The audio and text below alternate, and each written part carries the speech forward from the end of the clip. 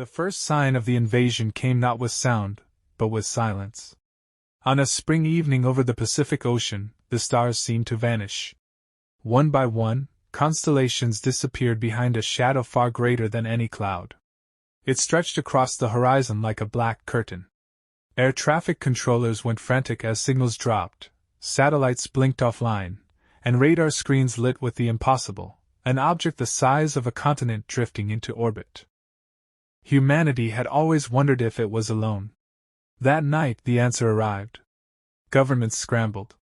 Presidents, generals, and scientists convened emergency councils, but panic spread faster than information. In New York, crowds flooded Times Square, staring upward at the sky, where the alien craft's outline blocked half the heavens. In Beijing, trains ground to a halt as rumors of the end raced through the streets. Across the world, prayers rose in 100 languages, while others cursed the skies. Then came the voice. It wasn't a broadcast through radio or television. It was a vibration that rattled the bones of every human being, translated directly into thought. The invaders announced themselves as the Zitharon Dominion. Their message was cold and mathematical: Earth was a resource, humanity a pest. Surrender was meaningless. Survival was improbable. They had done this before, across 100 worlds. Earth would simply be the next in line. And yet, humans are not like other species. While most wept, a few prepared. Hidden among ordinary citizens were those touched by something greater: mutations, experiments, or gifts no science could fully explain. They had always existed in whispers, legends, and secret files. Some lifted buses with their bare hands. Others bent light, healed wounds, or ran faster than storms.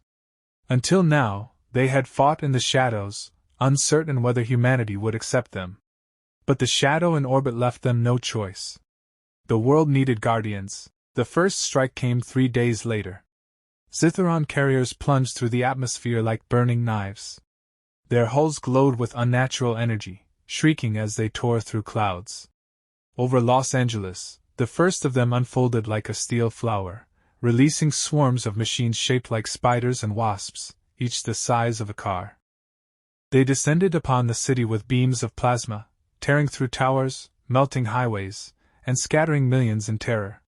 But as the first building collapsed, a streak of red light cut through the smoke. He was called Aegis by the underground news feeds, though his real name was Daniel Ward. A soldier once, broken by war, remade by something that fell from the stars. His body was no longer flesh alone but fused with a crystalline core that pulsed with energy. To some, he was a freak. To others, a savior. But on that day, he was hope. Aegis slammed into the swarm with the force of a meteor.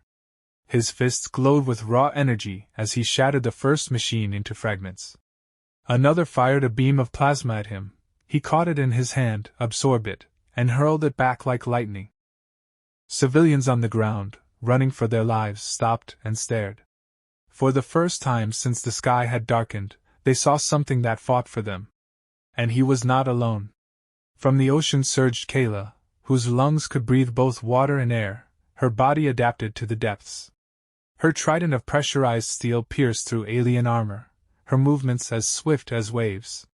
From the mountains came Orion, the marksman who never missed, his arrows tipped with nanite disruptors stolen from secret labs. And above them, slicing through the air with wings of burning plasma, was Solara, the woman of living flame. Four heroes, once scattered and hidden, now stood together. The battle that followed was chaos turned into music. Aegis tore through lines of war drones, his every strike a thunderclap. Kayla unleashed tsunamis from broken water mains, sweeping enemy squads into floods. Orion shot down aerial machines with impossible precision, each arrow a spear of defiance. Solara ignited the sky, wrapping enemy carriers in fire so bright it could be seen from space. The people roared. Soldiers, once retreating, rallied behind them. Humanity's spirit, dormant under fear, ignited. For the first time, the Zitharon met resistance not in weapons, but in will. But victory was never simple. From the mothership above, the Zitharon commander watched. A being of shadow and steel, its form more machine than flesh, It had crushed a dozen civilizations before. The reports disturbed it. Humans, though primitive, resisted more fiercely than expected.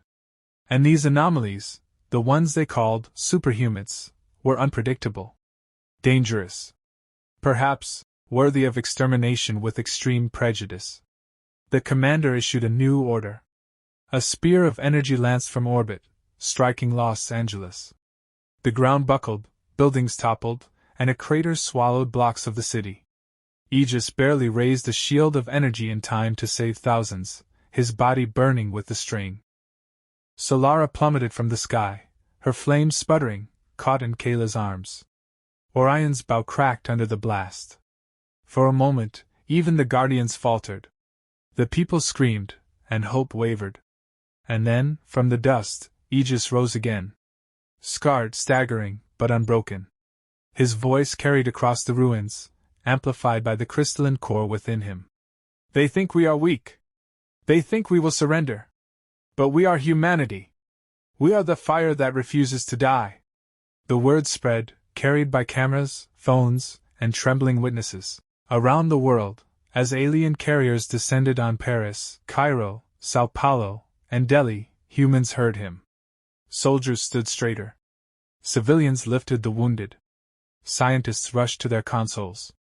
The Guardians were not just fighting machines, they were awakening the world. The war for Earth had only begun. The invasion did not pause after Los Angeles, it multiplied. As dawn broke across Europe, alien carriers descended like vultures on Paris. Their plasma fire ignited the Seine, turning water into steam. In Cairo, pyramids older than civilization crumbled beneath mechanical claws. In Delhi, swarms of insect-like machines flooded the streets, hunting people as if they were prey. No nation, no city, no village was spared. The Dominion had perfected this cycle of terror across galaxies. Yet humanity, unlike the others, did not collapse. The message of Aegis spread through every channel, from hacked televisions to radios crackling with static. His words, "We are humanity. We are the fire that refuses to die." Struck a chord deep in human memory. Humanity had faced extinction before, plagues, wars, disasters. And every time, it had endured. This time would be no different. In Paris, as towers burned, Valentine appeared. To some, she was just a dancer at the opera. But her gift was vibration. She could amplify sound into force, shatter concrete with a scream, or calm a crowd with a hum. Standing on the steps of a collapsing cathedral, she sang, not words, but notes that resonated with human hearts. Fear turned into courage. People picked up stones, pipes, broken rifles, and fought beside her. The alien swarm faltered against the defiance of a city that refused to kneel. In Cairo, the desert itself rose.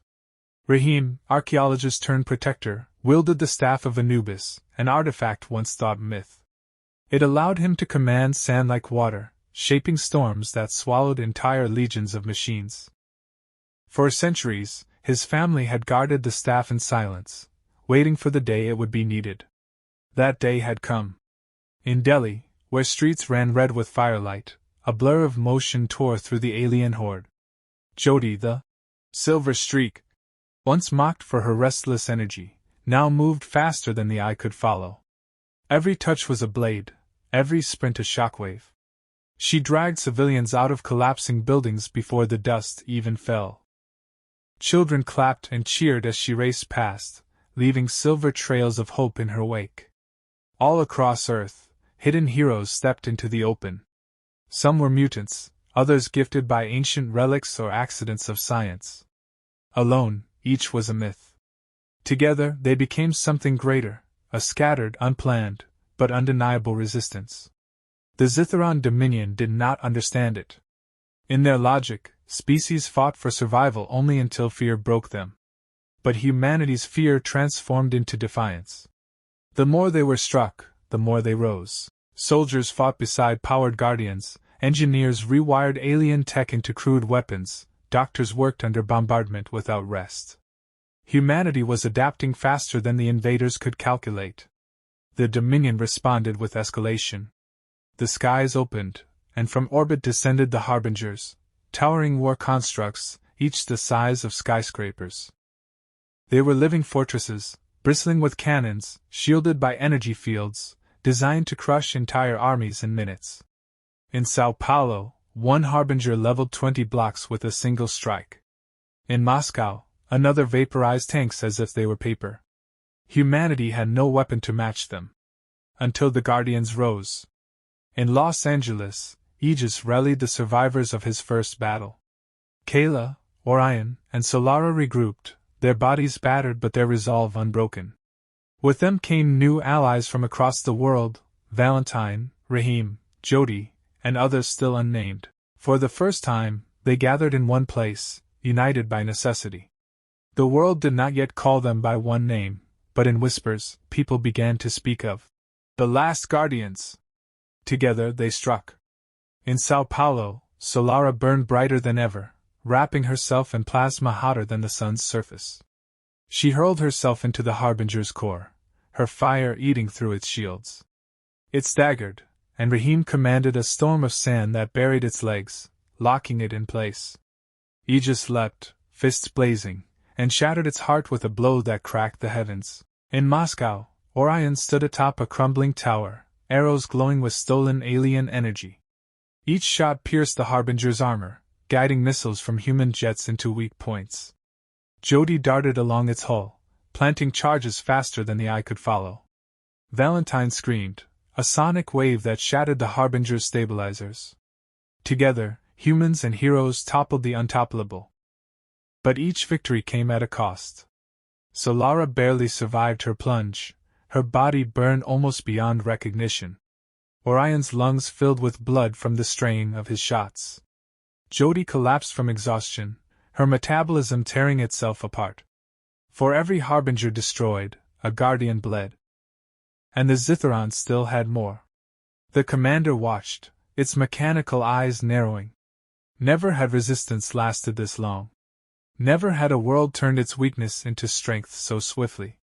For the first time in centuries, the Dominion hesitated. And in that hesitation, humanity found something priceless: time. Time to regroup. Time to unite. Time to plan. Across the world, networks formed. Scientists shared data across borders, analyzing alien alloys and weapons. Military leaders abandoned rivalries, coordinating global strikes. Ordinary people became the lifeblood of resistance. Farmers feeding soldiers, children carrying messages through rubble, artists painting symbols of defiance on broken walls. It was messy, chaotic, human. And it was working. In the ruins of Los Angeles, Aegis stood before his fellow Guardians.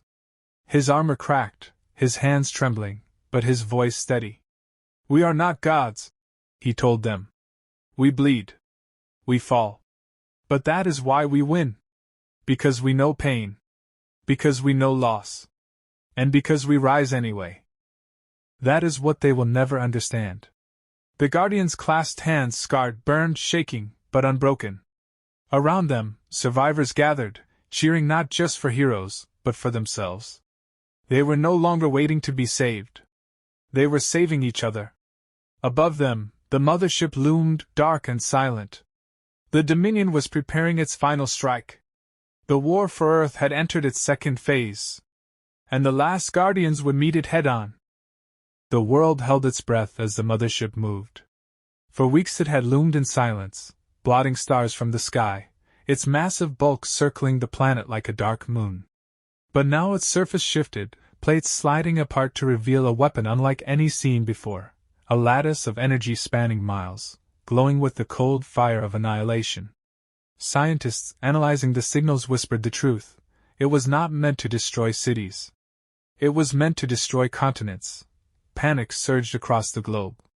The resistance, still scattered and wounded, could not withstand a weapon of that scale. Even the Guardians, as powerful as they were, could not shield an entire world. Humanity had hours, maybe less, before extinction. But humans do not bow easily. Deep in hidden bunkers, scientists worked without rest, piecing together fragments of alien technology scavenged from battlefields. Soldiers loaded the last of their weapons, prepared to fight with bare hands if needed. And in a ruined stadium in Los Angeles, The Guardians gathered for what all knew would be their final stand. Aegis stood at the center, his crystalline core dimmed from overuse, his body marked by burns and fractures. Around him, the others bore similar scars, Kayla with bandaged arms, Orion coughing blood, Solara pale as ash, Jody trembling with exhaustion, Valentine's voice ragged, Raheem's staff cracked. They were broken, but not beaten. "The Dominion believes we are finished," Aegis said, his voice echoing in the hollow stadium. "But they don't understand. Humanity does not fight because it is strong. We fight because we refuse to die. And if this is our last dawn, then let it burn brighter than any before." No one argued. No one doubted. They had already accepted what this meant. The Guardians would not all return. The plan was desperate, reckless, human. The mothership's core had to be destroyed from within. Its shields were impenetrable from outside, but Raheem's artifact and Valentine's resonance combined could fracture a path just long enough for entry. Once inside, Aegis and Solara would drive toward the reactor. Orion and Jody would provide cover, while Kayla unleashed the full force of water and pressure to disrupt systems. None expected to survive. The world watched as the Guardians ascended. Human jets escorted them, ragtag fleets of pilots from every nation flying side by side. Civilians across the globe stood in ruins and prayed, not to gods, but to the courage of their own kind. Cameras caught the moment as the Guardians broke through the atmosphere, streaks of light against the vast shadow above. The battle for Earth's soul had begun. Alien warships swarmed to intercept them. Orion's arrows tore through their engines, guiding missiles to detonate in blazing patterns. Jody darted between vessels, planting explosives and dragging allies away from fire. Kayla summoned torrents of superheated steam, bursting enemy hulls apart. Valentine unleashed sonic waves that shattered shields, her voice raw with power. Solara became a living star, her flames cutting a path through impossible odds.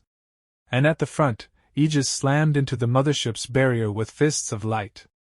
For a moment it held, then Raheem planted his cracked staff into the void, summoning a storm of sand from Earth's very deserts, carried impossibly across space by sheer will.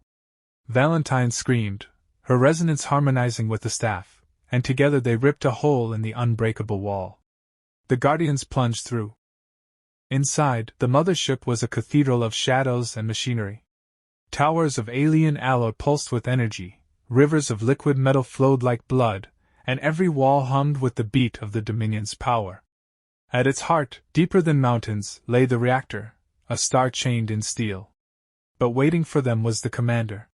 The creature towered over them, a fusion of flesh and machine, its eyes burning with cold light. Its voice rattled the walls. "You are anomalies. Errors in evolution. We will erase you, as we erased 100 worlds before." Aegis stepped forward, shoulders squared despite the tremor in his legs. "Then you've never faced humans. We don't erase easily." The clash shook the mothership. The commander's blows cracked the floor, its claws slicing through steel. Aegis met it head-on, fists colliding with sparks like suns colliding. Solara hurled flames that wrapped the monster in fire, while Kayla unleashed floods that turned corridors into oceans. Orion's arrow struck its joints, Jody blurred behind it with blades of speed, Valentine shattered its armor with waves of sound, and Raheem's staff glowed as he bound the beast in sand and memory. But the commander was more than any one foe. It adapted. It struck. Solara fell, flames extinguished. Orion collapsed, bow broken. Jody screamed as her speed faltered, blood spraying from her mouth. Raheem's staff splintered, Valentine's voice broke into silence. One by one, the Guardians fell, until only Aegis stood. The commander loomed over him, broken armor reforming, its voice cold. "You are finished." And Aegis, bloodied and alone, smiled. "No. We are just beginning." He reached deep into his crystalline core, deeper than ever before. It flared with light not of alien origin, but of Earth, every ounce of defiance, every memory of sacrifice, every heartbeat of humanity. The core was not just power. It was spirit. And he let it burn. With a roar that shook the ship, Aegis seized the commander, lifting it with impossible strength. He hurled it into the reactor's heart. Energy flared, the chamber collapsing in a storm of light.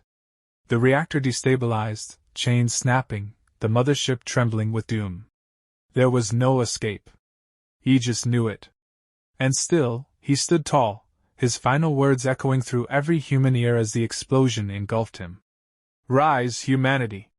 This world is yours! The mothership split apart, fire spilling into the void. From Earth, people looked up and saw the shadow that had blotted the stars break, burning into fragments that streaked across the night like 1,000 falling suns. The Dominion was gone. Silence fell. Then cheers. Then sobs. Humanity had survived. On battlefields, soldiers dropped their weapons and embraced. In hospitals, doctors wept over patients who would now live. In cities, survivors looked skyward, whispering thanks not to gods, but to themselves, to the guardians who had shown what humanity could be. Of the guardians, few remained. Kayla, scarred and trembling, dragged survivors from wreckage. Jody, weak but alive, was carried by civilians who saw her as lightning given flesh. Valentine's voice would never sing again, but her smile lit the faces of children. Raheem stood silent over the broken fragments of his staff, mourning but proud. Solara's ashes were scattered in the wind, Orion's bow lay shattered, and Aegis was gone. Or perhaps not. Legends grew quickly. Some said they saw a streak of light above the clouds, others swore Aegis's voice whispered in their dreams. Whether true or not, one thing was certain: humanity no longer needed saviors from the sky. They had become their own.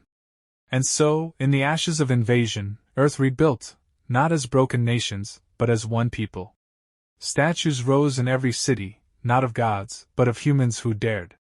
Children learned the names of the guardians as history, not myth. And when they looked to the stars, it was not with fear, but with determination. For the day would come when shadows would return. But next time, Earth would not stand alone. It would stand united. It would stand human.